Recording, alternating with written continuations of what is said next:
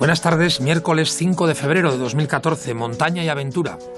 Una semana más con todos vosotros para contaros todas las novedades, todas las cosas, entrevistas sobre la montaña, sobre nuestra montaña.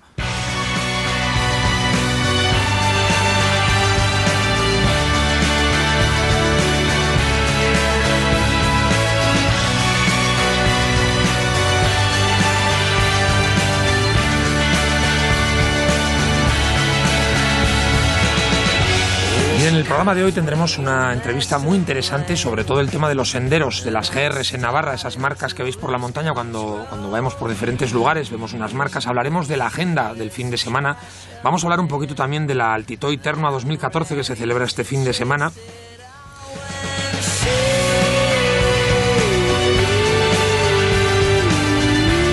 Y por supuesto también tendremos el parte de esquí, las pistas de esquí, veremos cómo están los Pirineos de nieve.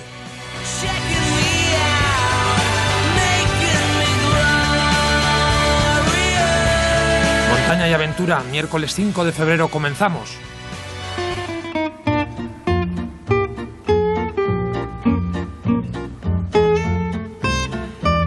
Bien, vamos a hablar un poquito, para comenzar el programa, de la Altitoy. La Altitoy es una de las carreras de esquí de montaña más famosas de los Pirineos, aparte de por dónde se desarrolla, una zona maravillosa, los Altos Pirineos, también por la afluencia de público que tiene, tanto de corredores como de amigos o de relacionados con el esquí de montaña. Es un fin de semana maravilloso para meternos un poquito en el mundo del esquí de montaña, conocer gente, estar en un ambiente total en cualquier bar que estamos en esa zona. A la noche estamos llenos de gente, de montañeros, de esquiadores. Vamos a contar un poquito. Este año se celebra en Luz Sant Xavier, Luz Ardiden, Altos Pirineos. Recomendamos para la gente que no conoce o que es primer año que va desde aquí que no hagáis la ruta por los Pirineos en coche. Se hace muy largo el camino, es decir, ir a Somport, al Portalet, atravesar hasta Francia es mucho más cómodo, desplazarnos a San Sebastián y coger la autopista francesa.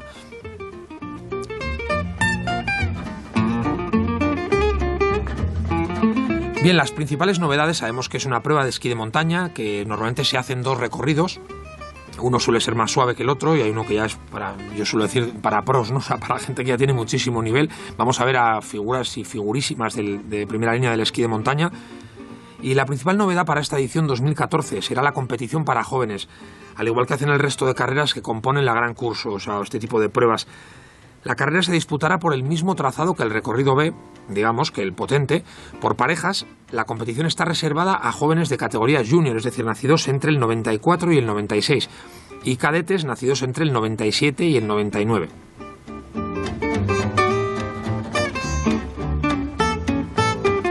Bien, y una de las cosas para mí más bonitas de la edición de este año, de la Altitoy Ternua, es que han programado una etapa con el paso por el Pic de Midi de Bigorré, 2.877 metros. Si las condiciones de nieve y meteorológicas lo permiten, será un paso espectacular, ya que se trata del ascenso al principal icono de la región, de los Midi Pirineos, uno de los más bellos panoramas del Pirineo. Muchos lo conocéis, sabéis que hay un pequeño teleférico que mucha gente lo utiliza para ver el Pirineo. Es un mirador maravilloso. Muchas veces a los montañeros nos echa para atrás un poco los turistas, decimos, pues es un sitio que va a estar lleno allá de domingueros, tal, pero bueno, aun con domingueros, esto es como subir a la Willy du Midi en Chamonix. Merece muchísimo la pena subir y contemplar el paisaje. ¿Qué merece más la pena para los que le dais un poco caña al esquí? Pues subir hasta arriba y descender esquiando por las caras. Es un descenso vertiginoso, pero muy, muy, muy interesante.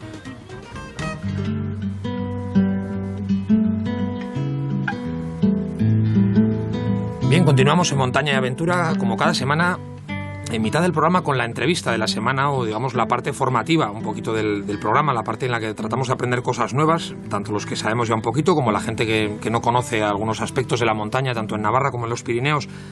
Bien, esta semana vamos a hablar de los senderos, de cuando caminamos por la montaña en familia o haciendo alpinismo, mil cosas, y vemos esos postes, esas marcas rojas y blancas, ese tipo de cosas que decimos, esto alguien lo pondrá, esto alguna persona tiene que hacer esto.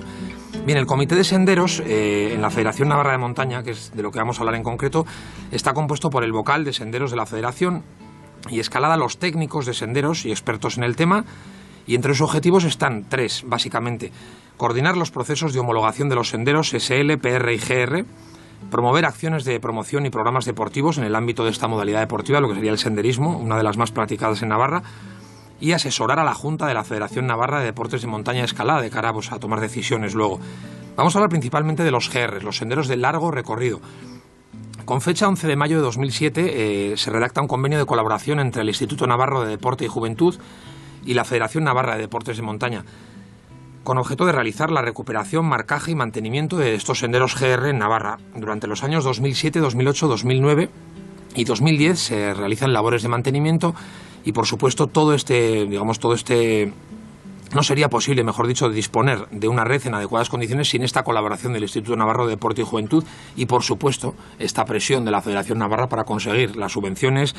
Pero bueno, lo más importante de todo este tema, en este trabajo de marcaje y mantenimiento ha sido posible o es posible gracias al trabajo desinteresado de muchos montañeros navarros, voluntarios que cada año echan una mano con esto y mantienen sus montañas. No olvidemos que lo hacen porque es para ellos y por ayudar a que la gente conozca un poquito mejor la montaña navarra.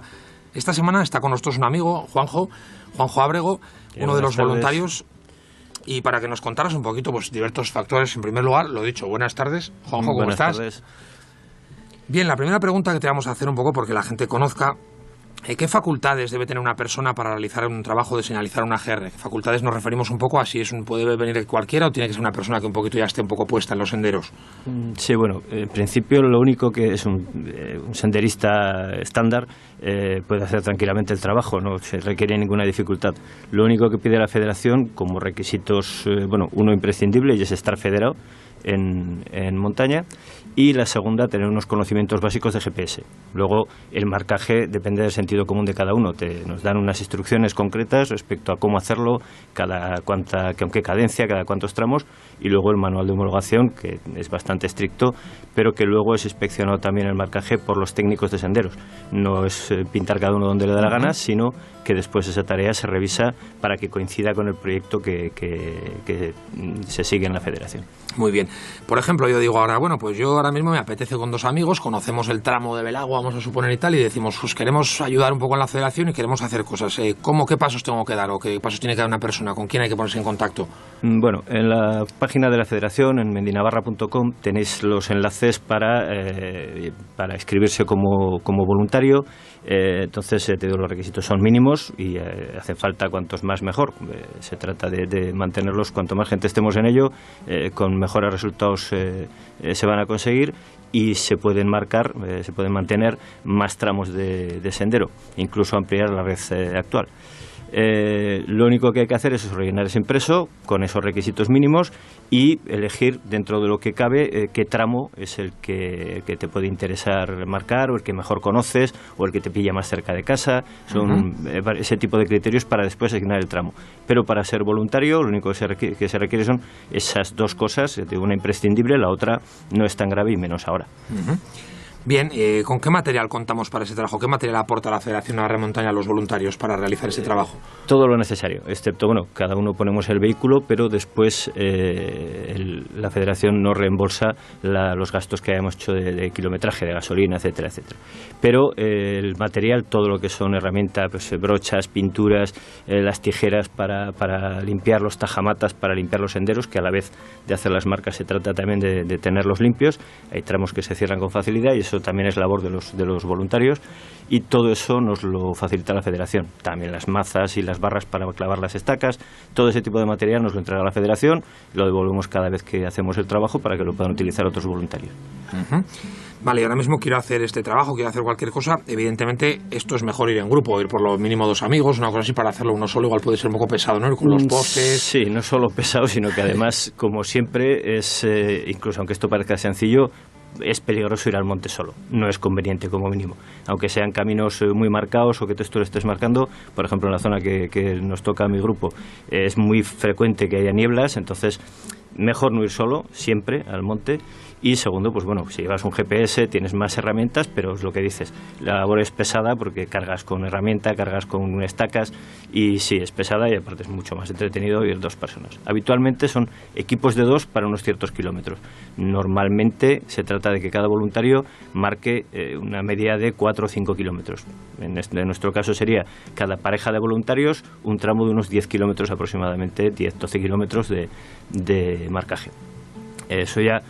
nosotros en algún momento hemos estado 3 y con otra persona hemos hecho más kilómetros, depende, pero normalmente la media es esa, parejas de voluntarios y que aproximadamente tienen un recorrido de entre 10 kilómetros, alrededor de 10 kilómetros.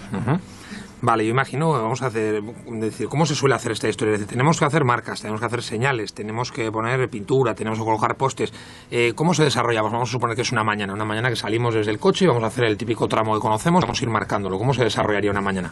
Bueno, normalmente lo que haces es, dentro de, sobre todo ahora que ya digamos los senderos están ya marcados, no es los primeros años tuvimos que repetir varias veces el trabajo por diversas circunstancias, no del trazado sino de los problemas de las pinturas, etcétera, etcétera, pero lo que normalmente se hace es marcar sobre soportes naturales, o bien piedras o bien árboles, intentando evitar los sitios, los soportes que llamamos que sean de propiedad privada. Pues por ejemplo, la entrada de una casa o la fachada de una casa, si se puede, se evita, y si no, se pide permiso. Entonces, ese tipo ahí se dejan las marcas de pintura, que son homologadas con unas medidas estrictas, digamos, o bastante estrictas, y vas cambiando el tipo de marcaje según la superficie por la que te muevas. Si es un sendero o una pista clara, las marcas van más espaciadas, lo que llamamos marcas de continuidad, porque está el camino claro. Cuando tienes que hacer un desvío o cuando tienes que indicar un camino que no es el correcto, es cuando haces otra marca repetida un poco más adelante. Si atraviesas una zona que no tiene una traza de sendero clara, una zona de pastos, por ejemplo, entonces es cuando clavamos estacas de aproximadamente unos 60 centímetros y en las que van unos tapones también de color rojo y blanco en el caso de los GRs como todo lo demás. Son las marcas de la Federación. Y por eso te digo que depende del tramo, cuanto más difícil es el terreno, más frecuentes son las marcas. Se trata de aportar seguridad al que siga ese sendero y que sea posible incluso seguirlo sin mapa, aunque es conveniente conocer un poco y además es interesante el saber manejarse por el monte con esas referencias, pero tener más herramientas para poder moverte. Ya que estamos hablando de esto ahora, es decir, ya que los que ya lleváis años haciendo esto, ¿cuáles suelen ser los motivos principales por los que las marcas se borran o porque las estacas se caen?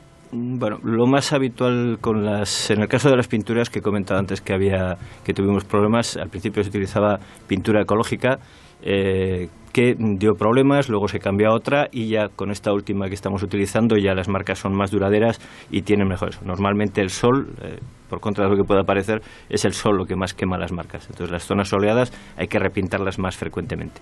Habitualmente lo hacemos un par de veces al año el recorrido para revisar o remarcar. En el caso de las estacas, lo más habitual es el ganado. Las zonas donde hay mucho ganado, los animales van a rascarse y las tumban o se tropiezan con ellas, porque hay veces que no se sabe por qué. Pero claro. Y en algún otro caso, desgraciadamente, ha sido el elemento humano el que ha quitado de las estacas. No voy a nombrar el colectivo que nos lo hizo, pero hubo un par de tramos en la zona navarra que alguien se dedicaba a desplazar las estacas en otro lugar, que aparte de peligroso es una tontería. Basta con ponerse en contacto con la Federación y decir, oye, no me viene bien que estas estacas pasen por aquí, busquemos otro trazado. Que de hecho se hizo.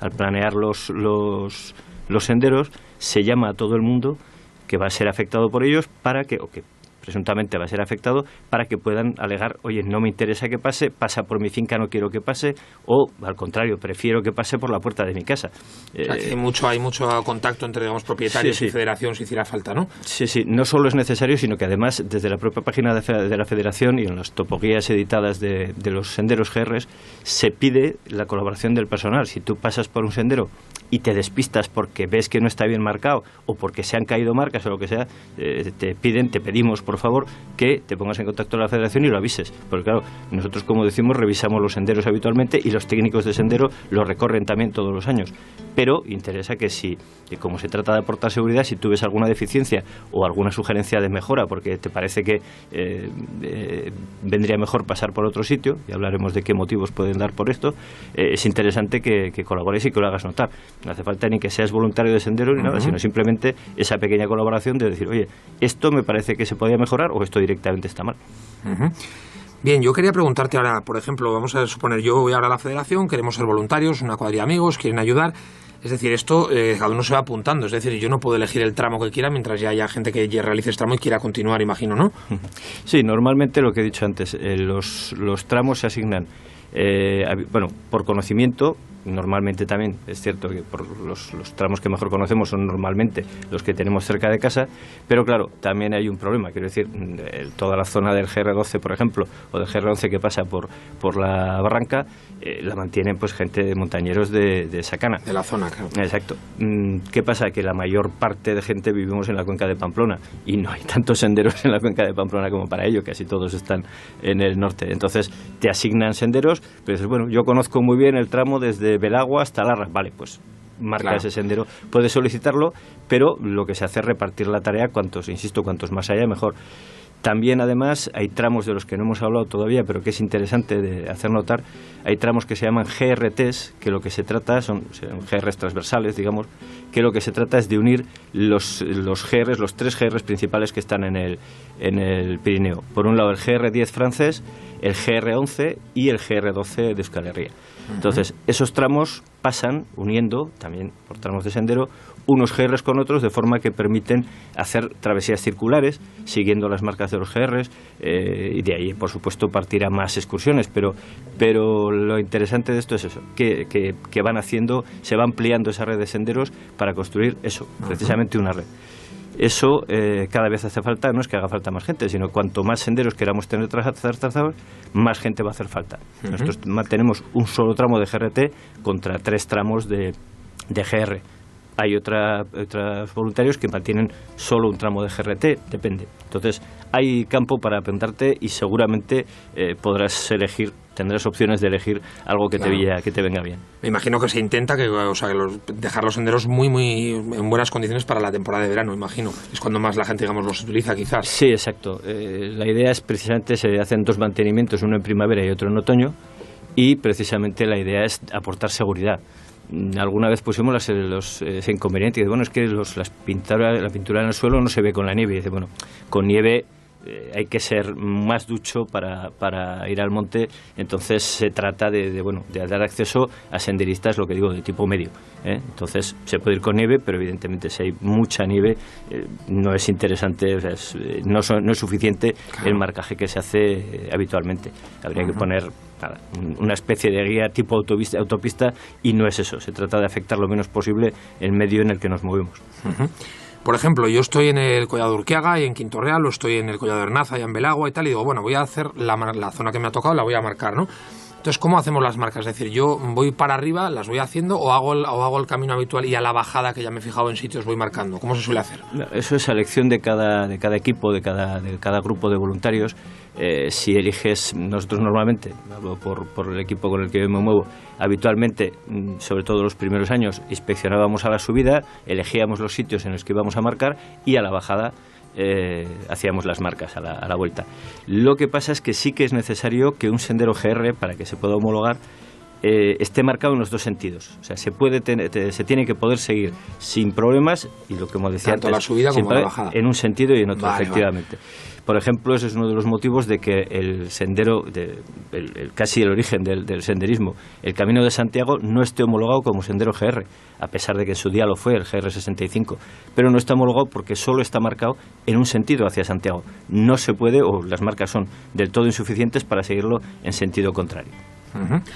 Bien, y para ir terminando, vamos a ver, ¿hay algún aspecto a nivel personal o a nivel de vuestro equipo con el que trabajáis que se comenta año tras año que mejoraríais de la forma de llevar tanto el tema de los senderos por parte de la federación, como el tema del marcaje o de la forma de cómo haríais las cosas? Quizás los que lo hacen son los que mejor lo saben. No, en general, yo por lo menos en el nuestro y la gente con la que hemos hablado, no hay problemas especiales. Creemos que la gestión es muy seria, porque el hacer un sendero no es ponerse a pintar por donde me parece, sino que exige un proyecto, exige tener autorización de las personas a las que va a afectar. De hecho, cuando se planteó el trazado, los voluntarios participamos con sugerencias, yo creo que por aquí, yo creo que mejor por allá. Entonces, ese tipo de cosas se han hecho de forma muy seria.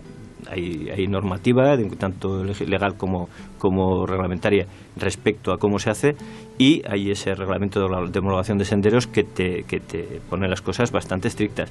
Dentro de ese marco, la colaboración con la Federación me parece perfecta. Hay gente muy preparada en ese tema. Los técnicos de sendero, aparte de gente normalmente encantadora, son muy capaces están muy preparados para esa labor. Dentro de los voluntarios están, Chema Iriarte, que fue el presidente de la Federación, Juan Mari Feliu, Fermín Los Arcos, Nicolás Jara, gente que está toda la vida metida en la Federación. Muchos de ellos también participan en Rutas Navarra. Quiero decir que son gente que tiene, aparte de cariño por la montaña, tiene una formación respecto al tema muy potente. Se han preocupado mucho de ello. Muy bien, y por último, para terminar ya, la última preguntilla que iba a hacer. Vamos a suponer, yo voy a poner un ejemplo personal. Yo hace años, quise seguir el cauce del río Arga, me fui al Collado de Urquiaga, me fui al Quinto Real, fui al nacimiento del Arga y bajé en bicicleta siguiendo el cauce del río en medida de lo posible. Era una zona muy fácil, era Pamplona, ¿no?, por la ruta del Arga, y continué hasta su desembocadura, hasta donde termina el Arga y se junta ya con el Aragón y el Ebro y todo por ahí abajo. ¿Qué requisitos, y vamos a suponer que yo quisiera hacer de eso una GR, un sendero en Navarra, qué requisitos tiene que tener algo para? Yo quiero ahora mismo que esto se llame GR tal, o GR Arga, por ejemplo, y que se llame un sendero. ¿Cómo hay que ponerse en contacto con la FEDE o cómo se suele hacer? Sí, efectivamente, es la Federación la que en última instancia es la que se ocupa de las homologaciones, pero lo que has de hacer es presentar un proyecto que incluya, como te decía, no solo el trazado por el que pretendes, sino además autorizaciones de la gente, de los propietarios o de los que están afectados por ese sendero. Si vas a pasar por una finca particular o por un terreno comunal de un ayuntamiento, tienes que contar con autorización y presentar la autorización de ese ayuntamiento. Si además vas a cruzar un área protegida, un parque natural o una reserva natural, tienes que tener también la autorización de la administración para ese tramo. Una vez que has elaborado el proyecto y has presentado la documentación, tienes que hacerte cargo, por supuesto, del marcaje y además del mantenimiento al menos durante 4 años. Todo esto lo explica mejor en la página de la Federación y ellos, los técnicos, estarán encantados de explicaros, de daros todos los detalles. Pero la base es esa. Habitualmente los que más se proponen y se utilizan son los PRs, estos que vemos marcados con blanco y verde, que suelen estar promovidos o bien por ayuntamientos, e incluso por clubes de montaña, por consorcios turísticos, porque interesa dar a conocer esa zona concretamente. Pero sí puedes plantear cualquiera de los 3 tipos de sendero y que son, por definición, los GR son los que tardas más de 6 días en recorrer en su totalidad, los PRs menos de 6 días y los senderos locales suelen ser habitualmente de un solo día de duración. Pero ese control estricto que os decía antes se refiere precisamente a que nadie sea perjudicado por el trazado del GR, sino que al contrario suponga ventajas para todo el mundo. Una traca que los senderistas, los montañeros vayan a visitar una zona y con todas las garantías de seguridad y a la vez de afección, como decía, de no afección al medio ambiente. Muy bien, pues para terminar, agradecer muchísimo a la Federación Navarra de Montaña en la gestión que está haciendo esto, porque parece que es buena, yo personalmente creo que es buena. Agradecer especialmente en nombre de todos los aficionados de Navarra, a los voluntarios, el trabajo que realizáis, y hoy a Juan G. Abrogo, muchísimas gracias por haber estado con nosotros y se agradece, esperamos volver a verte por aquí. A vosotros y cuando queráis.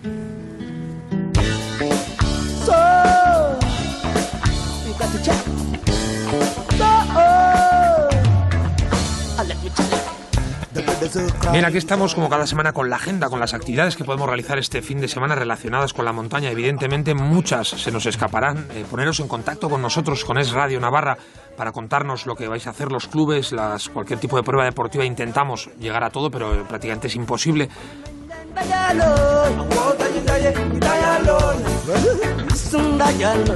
Bien, para mañana jueves día 6 de febrero a las 8 horas tenemos una proyección de Manolo Muñoz en el Club Deportivo Navarra Jordania, el país hasemita.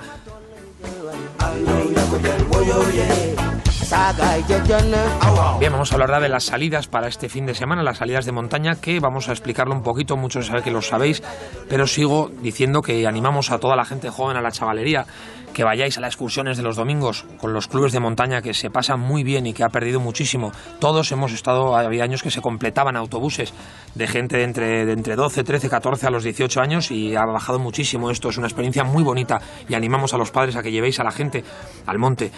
Bien, las salidas, comenzamos con el Club Deportivo Boscos.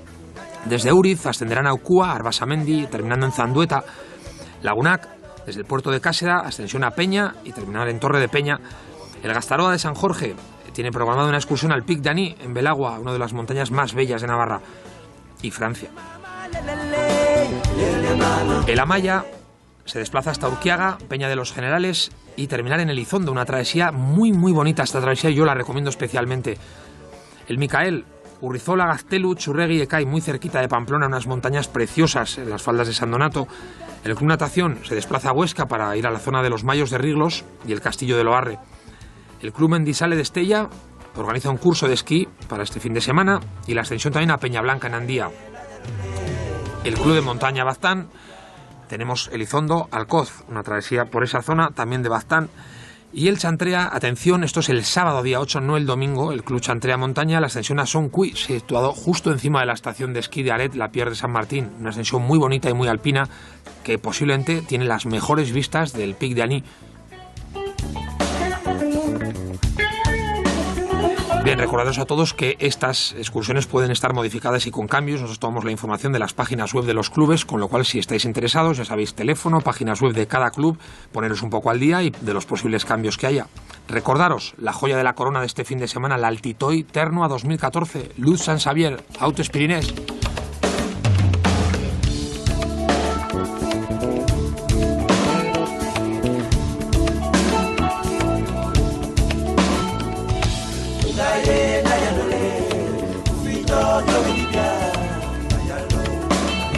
Bien, era como cada semana vamos a conocer el parte de las estaciones de esquí. Con David Flores nos presenta cómo se encuentran las estaciones del Pirineo. Buenas tardes, David. Hola, Joaquín. Empezamos por el Pirineo aragonés. En Astún tenemos 21 kilómetros abiertos y nieve, polvo, con 220 centímetros de espesor. En Candanchú son 5 kilómetros y medio abiertos, con nieve, polvo húmeda y 260 centímetros de espesor. En Cerler son 15 los kilómetros y nieve, polvo de hasta 240 centímetros de espesor. En Formigal, apertura parcial debido a las inclemencias meteorológicas, 32 kilómetros esquiables en estos momentos. La estación de Panticosa está cerrada por el viento y esperan en unas horas o quizás mañana puedan volver a abrir la estación en Valdezcaray, cerrada por viento también. En La Rioja, y nos vamos a Francia porque tenemos en los Pirineos Atlánticos, en Artús, 23 kilómetros abiertos, nieve, polvo, 215 centímetros. En Guret son 30 los kilómetros de estación abiertos, el total, y 220 centímetros de nieve, polvo. Y en Aret, 25 kilómetros, 2 metros y medio de espesor de nieve, polvo. Joaquín.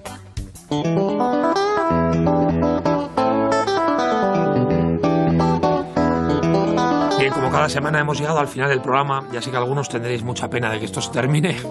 Bien, para los que recordar, nos veremos este fin de semana en Luz Ardiden en los Pirineos, montaña y aventura. Joaquín Pallares, el que os habla, Víctor Castillo, al sonido, David Flores con el esquí. Muchísimas gracias, nos vemos el miércoles que viene. Hasta la semana que viene.